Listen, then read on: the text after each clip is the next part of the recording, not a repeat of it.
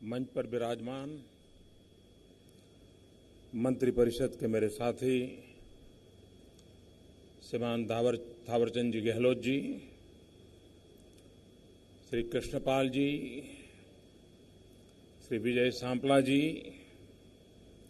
सचिव अनीता जी और उपस्थित सभी महानुभाव,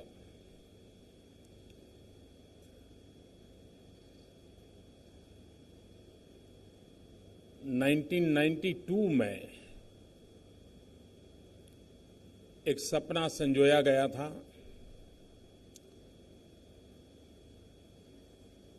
आम्बेडकर जी के प्रति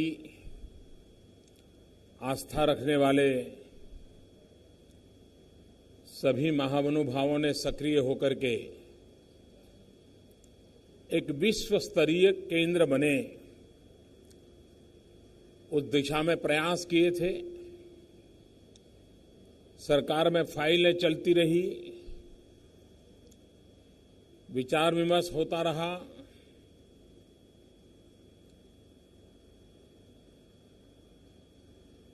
बाबा साहब आम्बेडकर ने जो संविधान बनाया था, उस संविधान के कारण जो सरकारें बनी थी, उन सरकारों को बाबा साहब को याद करने में बड़ी दिक्कत होती थी।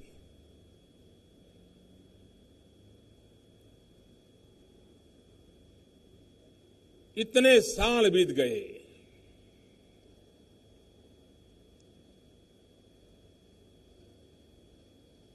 बीस साल से भी अधिक समय ये कागजों में मामला चलता रहा।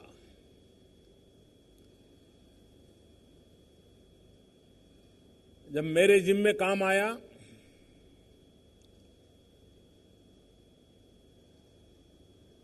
तो पीड़ा तो हुई कि भाई ऐसा क्यों हुआ होगा।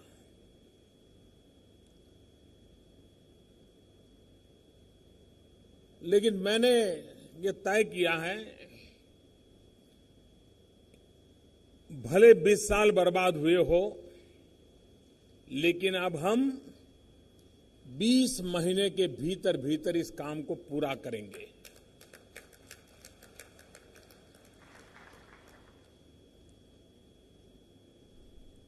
कभी कभी व्यक्तिगत रूप से मैं सोचता हूं, अगर बाबा साहब आम्बेडकर न होते तो नरेंद्र मोदी कहां होते।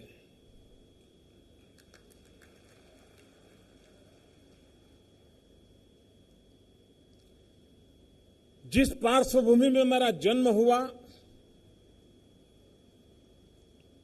जिस अवस्था में मैं पैदा हुआ, पला बढ़ा,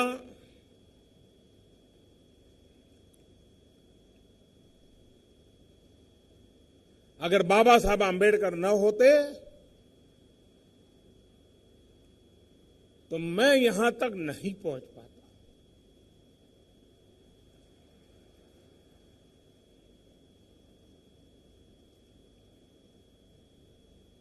समाज के दलित, पीड़ित, शोषित, वंचित,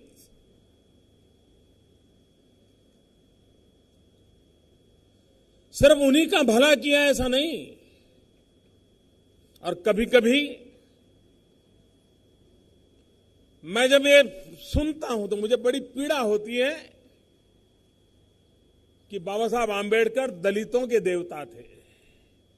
जी नहीं, वो मानव जात के लिए थे। और नहीं सिर्फ हिंदुस्तान में, विश्व भर के दलित, पीड़ित, शोषित, वंचित, उपेक्षित, उन सब के लिए वे एक आशा की किरण थे।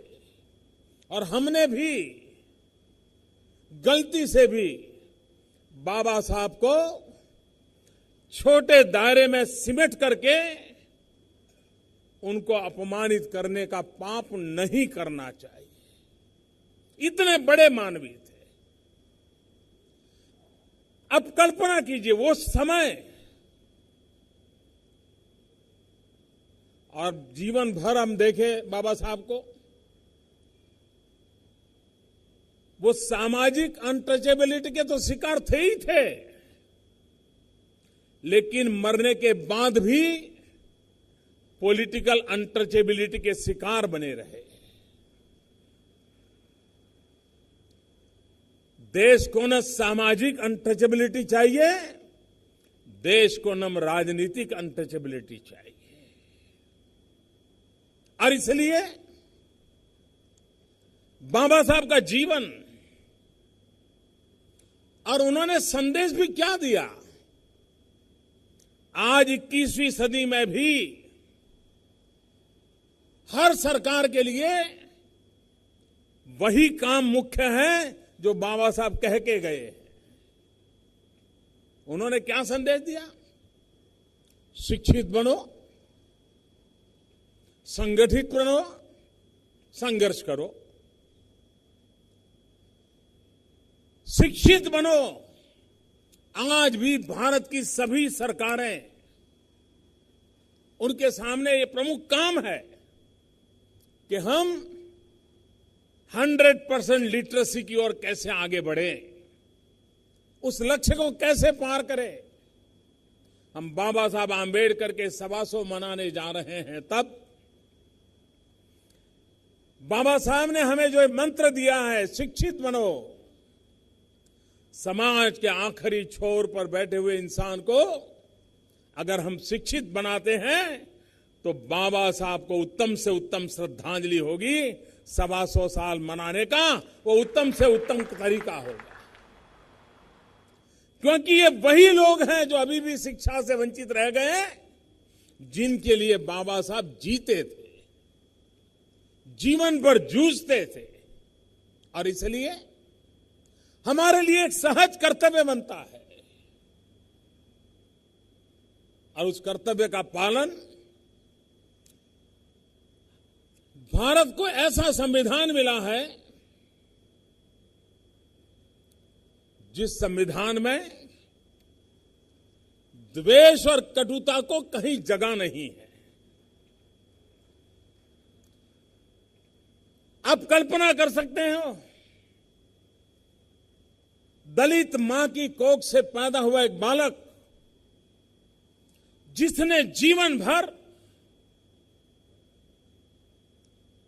जाति के नाम पर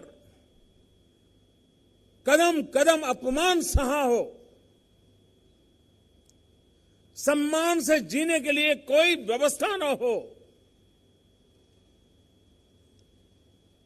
ऐसे व्यक्ति के दिल में कितनी कटुता, कितना रोष, कितनी बदले का भाव हो सकता था। लेकिन बाबा साहब के भीतर वो परमात्मा का रूप था, जिसने संविधान की एक धारा में भी खुद के जीवन पर जो बीती थी, वो यातनाएं कटुता में परिवर्तित नहीं होने दी। बदले का भाव संविधान के किसी भी कोने में नहीं पैदा होने दिया।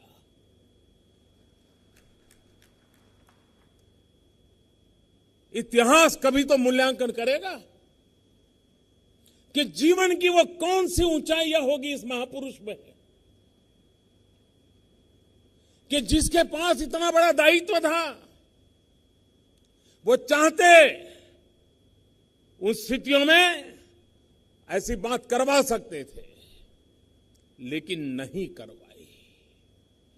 मूल में कटुता, द्वेष, बदले का भाव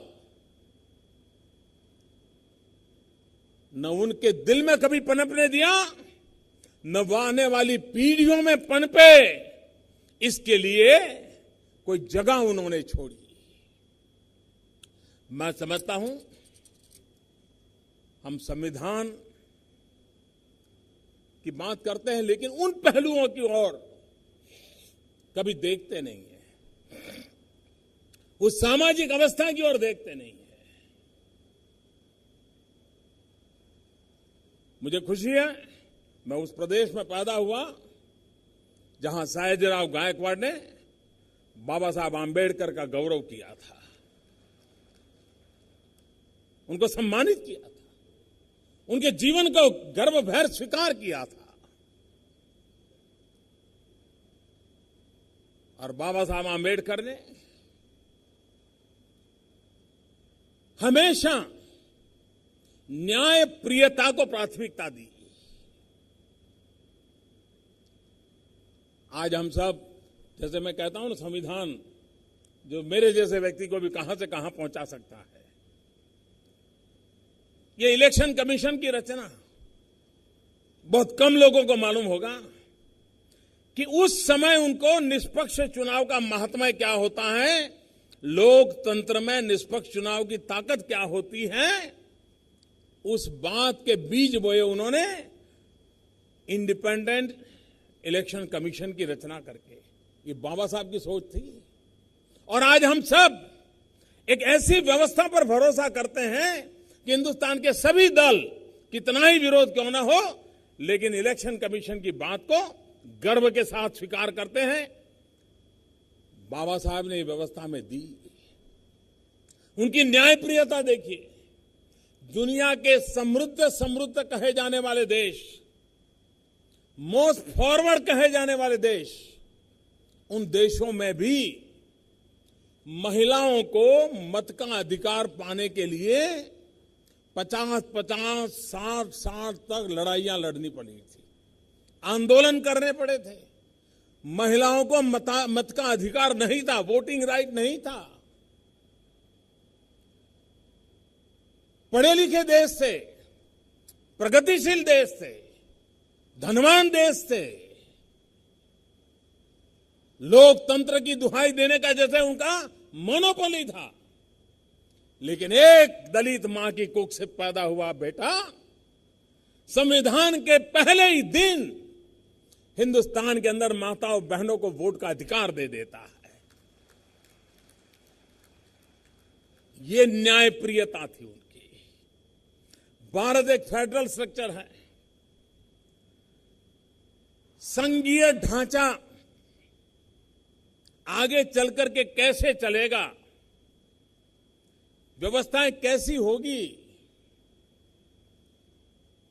मैं नहीं मानता हूं सामान्य मानवी 50-60 साल के बाद क्या होगा वो देख पाता है। मैं नहीं मानता हूं।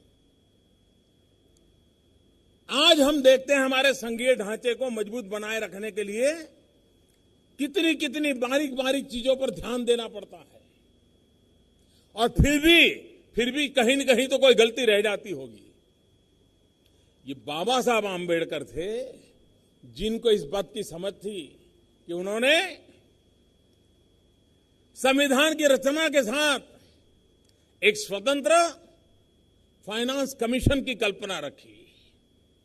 जो फाइनेंस कमीशन केंद्र और राज्यों के आर्थिक संबंधों और संतुलन और धन के वितरण की व्यवस्था को स्वतंत्र रूप से गाइड करता है। और आज भी वो व्यवस्था पर सब भरोसा करते हैं और चलते हैं। इस बार राज्यों को 42% तक राशि मिली है।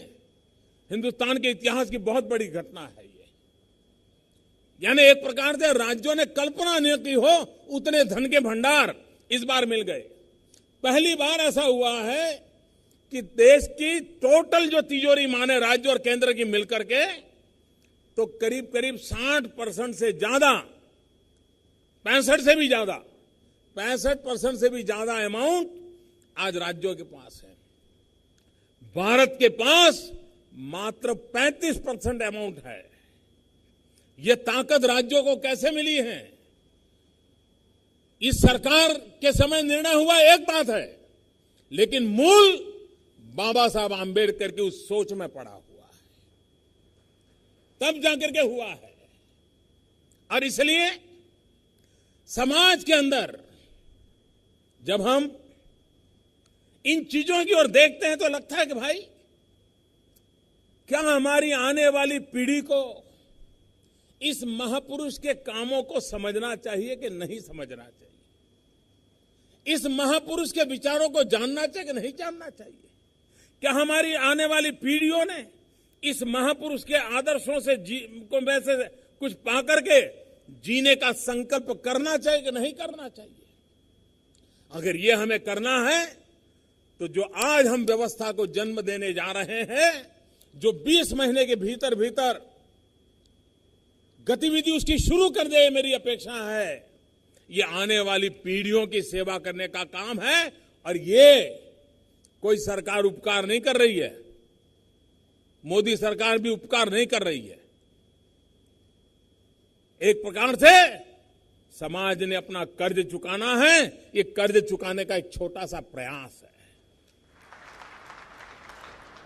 और इसलिए मैं समझता हूं कि बाबा साहब के माध्यम से जितनी भी चीजें हमारे सामने आई हैं, हम कभी कभी देखें बाबा साहब विमेन एम्पावरमेंट, इसको कितना बारीकी से देखा है। आज भी विवाद होते रहते हैं। उस समय बाबा साहब की हिम्मत देखिए, उन्होंने जिन कानूनों को लाने का में सफलता पाई, जो हिंदुस्तान में विमेन एम्पावरमेंट के लिए एक बहुत बड़ी ताकत रखती है। ये बाबा साहब का प्रयास था कि जिसके कारण हिंदू मैरिज एक्ट 1955 बना। ये बाबा साहब का पुरुषार्थ था कि हिंदू सक्सेशन एक्ट 1956 बना। Hindu minority and guardianship act 1956 बना। हिंदू एडॉप्शन और मेंटेनेंस एक्ट 1956 बना। ये सारे कानून समाज के उन लोगों को ताकत देते थे, विशेष करके महिलाओं को। ये बाबा साहब की विशेषता थी। आज भी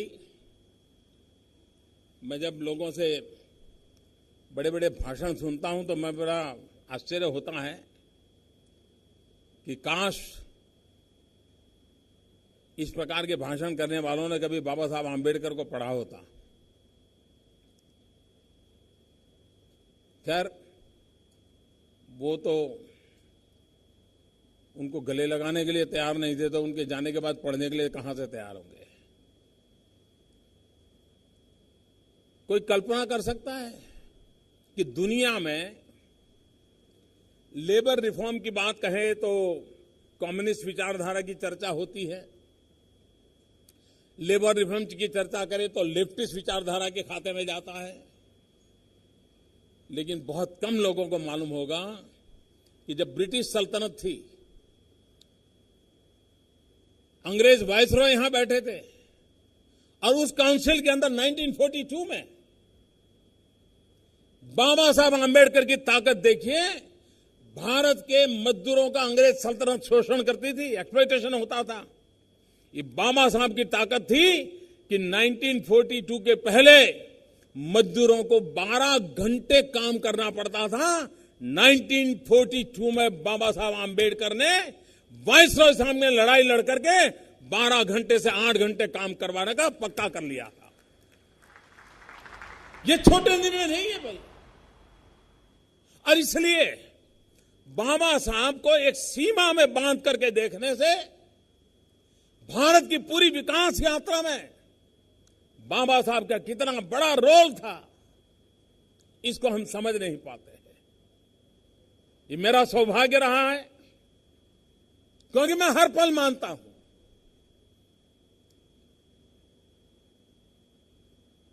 और अपने जीवन को देख करके मुझे हर पल लगता है कि इस महापुरुष ने हमें बहुत कुछ दिया है, बहुत कुछ दिया है। समाज के प्रति भी उनकी भूमिका क्या रही? समाज को जोड़ने की भूमिका रही, कभी समाज को तोड़ने की भूमिका नहीं रही। उनके सारे विचारों को हम देखें, उनके सामने धन के ढेर कर दिए गए थे, ये बनो, ये पाओ, ये करो। मैं उसकी चर्चा में जाना नहीं चाहता हूं, इतिहास मौजूद है। लेकिन वो उससे विचलित नहीं हुए थे। और इसलिए जिस प्रकार से समता का महात्म्य है,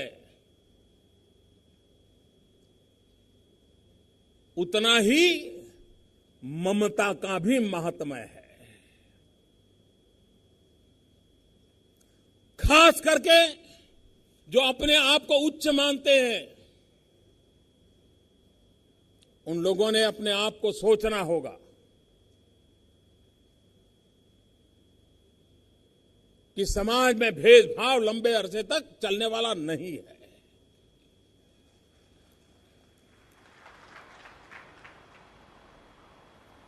इसे स्वीकार करना होगा। और भारत जैसा देश जो विविधताओं से भरा हुआ है, उसमें सामाजिक एकता एक बहुत बड़ी अहमियत रखती है। बाबा साहब के 125 वर्ष बना रहे हैं, तब सामाजिक एकता के युगल को हम कैसे ताकतवर बनाएं। और इसलिए मैं कहता हूं, समता प्लस ममता इज इक्वल टू समरसता। समभाव प्लस मम भाव इज इक्वल टू समरसता। और इसलिए अपनापन, ये मेरे हैं, ये मेरे ही परिवार के अंग है, ये भाव हमें जी करके दिखाना होगा। और मुझे विश्वास है कि ये जो हम प्रयास शुरू कर रहे हैं, उस प्रयास के माध्यम से समाज की धारणा बनाने में, समाज को सशक्त बनाने में, संविधान की लेटर एंड स्पिरिट, उसको कोई चोट न पहुंचे, उसकी एक जागरूक भूमिका अदा करने के लिए एक प्रकार से चेतना केंद्र बनेगा। ये विश्व चेतना केंद्र बनने वाला है। उस सपने को लेकर के हमने देखना चाहिए। हम मार्टिन लूथर किंग की तो बात कर लेते हैं, लेकिन बाबा साहब को भूल जाते हैं। और इसलिए अगर हम मार्टिन लूथर किंग की बात करती है दुनिया, तो हमारी कोशिश होनी चाहिए कि दुनिया जब मार्टिन लूथर किंग की चर्चा करे, तो बाबा साहब आंबेडकर की भी करने के लिए मजबूर हो जाए। वो तब होगा जब हम बाबा साहब का सही रूप, उनके विचारों की सही बात, उनके काम की सही बात दुनिया के पास सही स्वरूप में प्रस्तुत करेंगे। इस केंद्र का ये सबसे बड़ा काम रहेगा कि पूरा विश्व बाबा साहब को जाने समझे, भारत के मूलभूत तत्व को जाने समझे। और ये बाबा साहब के माध्यम से बहुत आसानी से समझा जा सकता है। और इसलिए मैं कहता हूं कि हमने बाबा साहब से प्रेरणा लेकर के, उनके विचारों और आदर्शों से प्रेरणा लेकर के समाज को सशक्त बनाने की दिशा में, राष्ट्र को के लिए महान राष्ट्र बनाने के सपना पूरा करने के लिए हमारी जो भी जिम्मेवारी उसको पूरा करने का प्रयास करना चाहिए। मैं विभाग के सभी साथियों को बधाई देता हूं कि 20 साल से भी अधिक समय से लटकी हुई चीज एक प्रकार से पॉलिटिकल अनटचेबिलिटी का शिकार हुआ प्रोजेक्ट है, उससे मुक्ति दिलाई है। अब आने वाले 20 महीनों में इसको पूरा करें, लेकिन ये भी ध्यान रखें कि उसका निर्माण इस स्तर का होना चाहिए ताकि आने वाली शताब्दियों तक वो हमें प्रेरणा देता रहे। ऐसा निर्माण होना चाहिए। मैं फिर एक बार बाबा साहब आंबेडकर को प्रणाम करता हूं और 125 वर्ष ये हमारे भीतर ताकत दे, हमें जोड़ने का सामर्थ्य दे सबको साथ लेकर के चलने का सामर्थ्य दे। समाज का आखिरी छोर पर बैठा हुआ इंसान वो हमारी सेवा के केंद्र बिंदु में रहे। ऐसे आशीर्वाद बाबा साहब के निरंतर मिलते रहे ताकि उनके जो सपने अधूरे हैं वो पूरे करने में हम लोग भी कुछ काम आए। इसी एक अपेक्षा के साथ फिर एक बार मैं विभाग को बहुत बहुत शुभकामनाएं देता हूं। बहुत बहुत धन्यवाद।